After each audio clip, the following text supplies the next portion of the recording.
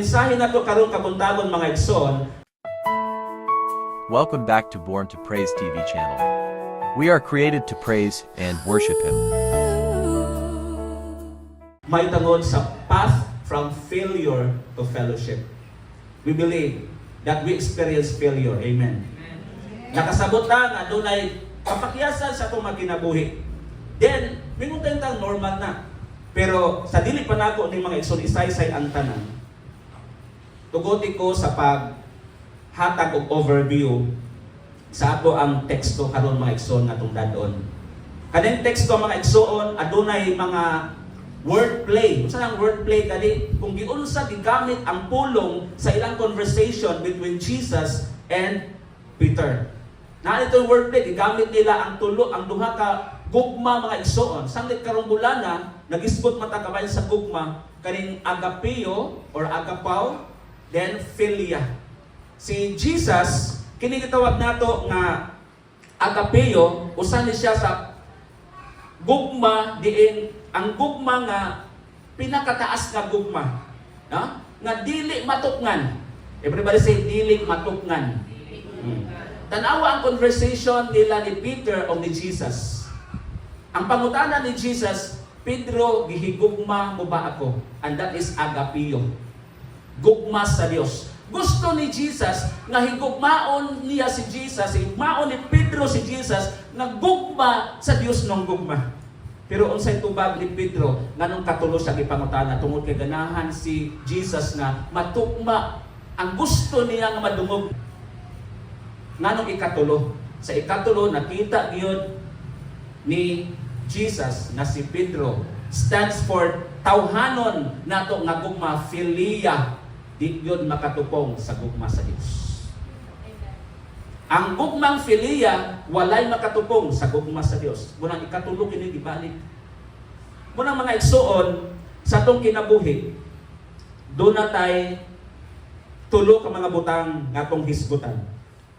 Una, kaning gitawag nato nga the question of priority. Di ba as versikulo 15, kung ato ang is-plus ang versikulo 15, atong nagtawon. Human nilang pangaon, nangutana si Jesus kang Simon Pedro. Unsa gipangutana ni Jesus kang Simon Pedro? Simon, anak ni Juan, gihigugma mo ba ako? Muna pangutana. Una yun. Ang word signifies nagpasabot ka natong tanan, gi-address natong tanan, bisan ako gani mga igsoon unang gisultihan sa Dios ani. Amen. Namo ba ta diha?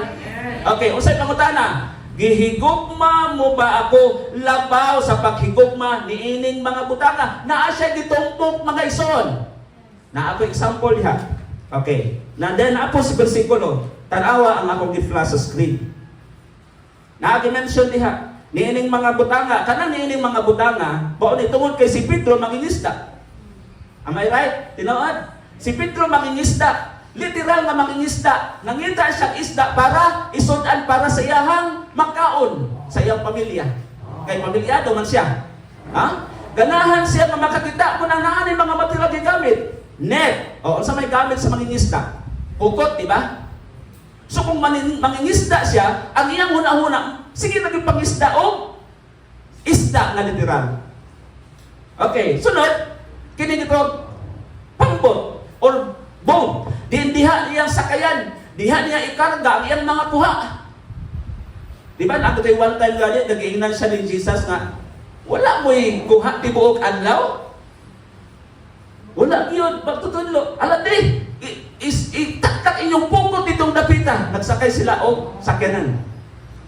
Apan, pagkahuman nila taktak, halos dili na magisi na ang pukot pag ilang bira kay daghan kay mga isda. Muna sa itong pagpaningkamot biya igsoon, kung dili kauban ang Diyos, wag itay kuha. Amen. Sige na nato, balik-balik mga igsoon, sige na balik-balik, bisan adlong Domingo, nanguha ka ng isda ta. Pero wala. Nga naman, muna priority. Muna nangutan na si Pedro, Pedro, gihigugma mo ba ako labaw ni ining mga butanga? Kini.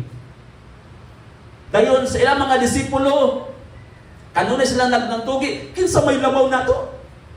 Kasi palingkuran ni Jesus kung mabanhaw na siya.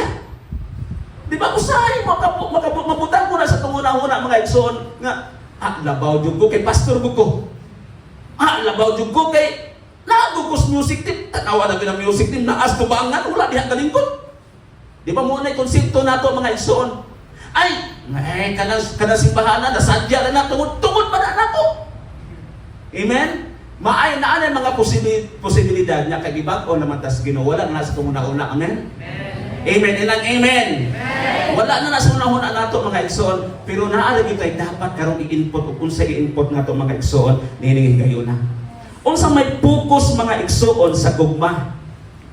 Kay nag-celebrate man ta karon og months of love. Hey.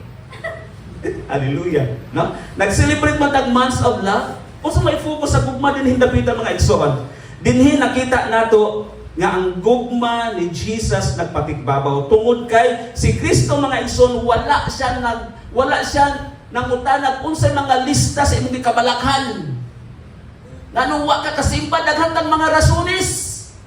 Nganong nalay ta daghan tang mga rasunis. Unya sa atong kaugalingon kay piliya naman ta makasabot gyud ta. Amen.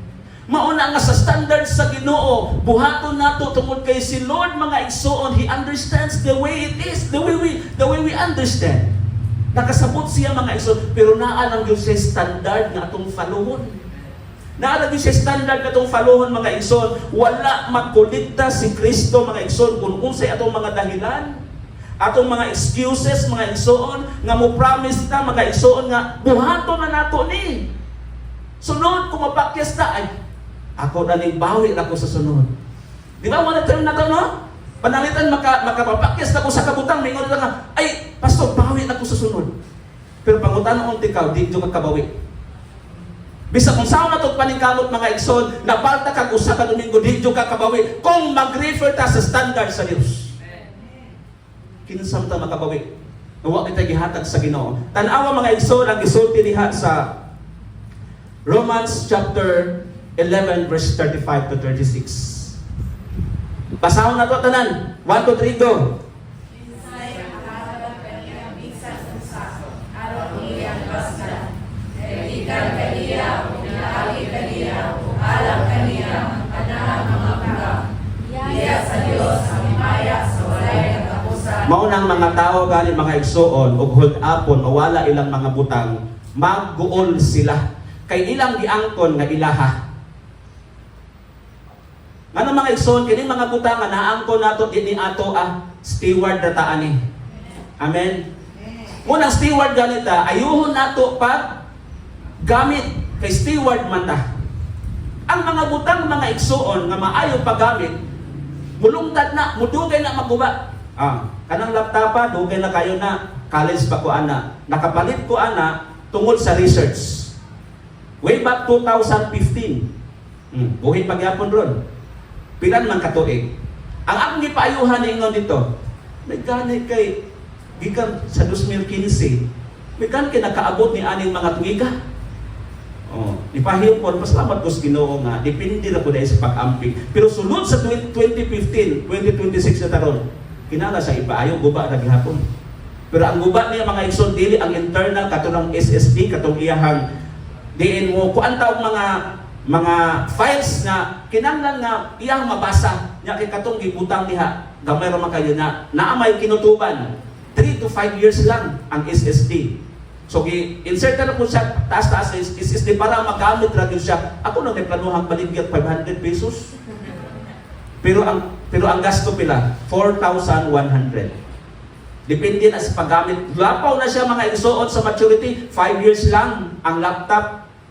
Ang paggamit sa laptop, pagkahuman ana, wala siya. So since dili ta mo tag-iya owner rata, dapat ampingan nato labi na kung kinabuhi ampingan. Sama sa giingon ni Kristo mga igsoon, ang Apostle Paul, niingon si Apostle Paul nga, ang sa giingon niya, kinsay makahatag kaniya bisan unsa aron makabawi ta. Di ba? Mo nang uspo nato na maingong makapalta kay sabi ko nga, bawi la ko unya sunod.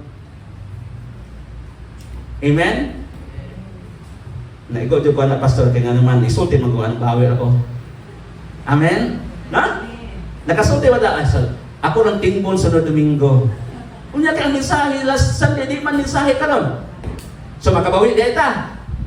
Never tang makabawi. Kay ganuman, walay si bisan kinsang makahatag aron iyang baslan. Na, alawa. Kay standard sa Dios. Although ang Dios gugma, pero ang Dios justisya.